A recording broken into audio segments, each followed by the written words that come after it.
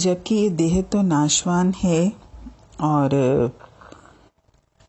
इस देह को सत्य मानने के कारण ही मेरे जीवन में इतनी परेशानियां हैं।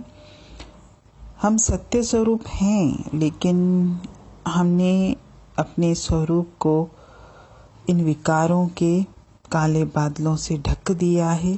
तृष्णाएं, लालसाएं, विकार, हमारी मनोदशाएं, हमारी भावनाएं जो भी है, उसकी वजह से मैं अपने सत्य स्वरूप को पहचान ही नहीं पाता।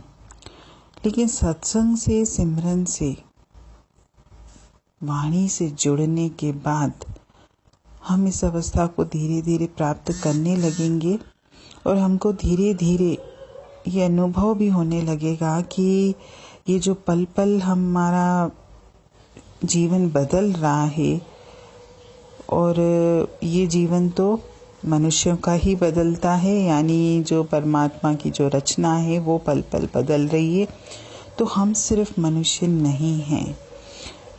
जो हम अपने आप को मानते हैं, हम तो उस परम सत्य के अंश हैं। हम निर्मल जीवात्माएं हैं जो अमर है, जिसका कभी नाश नहीं होगा। हम तुच्छ जीव नहीं हैं जो हम अपने आप को मानते हैं कि हम कुछ नहीं कर सकते जीवन में, या हमारा जो जीवन जैसे चल रहा है उसमें ना तो मैं परिवर्तन कर सकता हूँ, ना मैं आगे बढ़ सकता हूँ।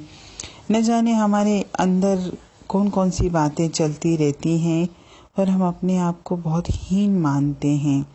लेकिन कहते भी हैं सत्संग में कि तू तो खुद खुदा है, और जो खुद खुदा होता है वो हीना कैसे हो सकता है। जब हम उस सत्य परमात्मा के रूप हैं, यानी वह सत्य का प्रकाश, सत्य का प्रेम और सत्य का आनंद जब हमारे अंदर मौजूद है, तो हम किस चीज़ से घबराते हैं। ये तो क्या है कि मैंने अपने आप को माना ही देह है। जब तक मैं अपने आप को देह मानूंगा तो ये मनोवृत्ति तो मेरी हमेशा रहेगी। लेकिन जब हम धीरे धीरे वाणी से, सिमरन से उस परमात्मा से जुड़ने लगते हैं, तब अपने आप ही हमारे जीवन की जो प्रवृत्तियां हैं जो मुझे पतन के मार्ग पर ले जा रही हैं, मुझे महसूस होने लगेगा कि ये प्रवृत्तियां तो नाशवान हैं और मैं अपने आप को इन विकारों से, इन विषयों से, इस संसार की मोह ममता से ऊपर उठने लगता हूँ। अभी तो क्या है कि हम अपने आप को इस संसार का ही अंश मानते हैं। हम इस संसार की ही संतान समझते हैं अपने आप को। हमारे संसार रूपी जो माता पिता होते हैं ना, हम सोचते हैं कि हम इनकी संतान है। हमारे मुख से निकलता भी यही है कि अगर हमसे कोई पूछे हमारा परिचय, तो हम तो इन माता पिता के बच्चे हैं। लेकिन वास्तविक मेरा जो स्वरूप है ये नहीं है, ये मेरे देह का रूप है। वास्तविक स्वरूप तो मैं परमात्मा का बच्चा हूँ, मैं परमात्मा का अंश हूँ।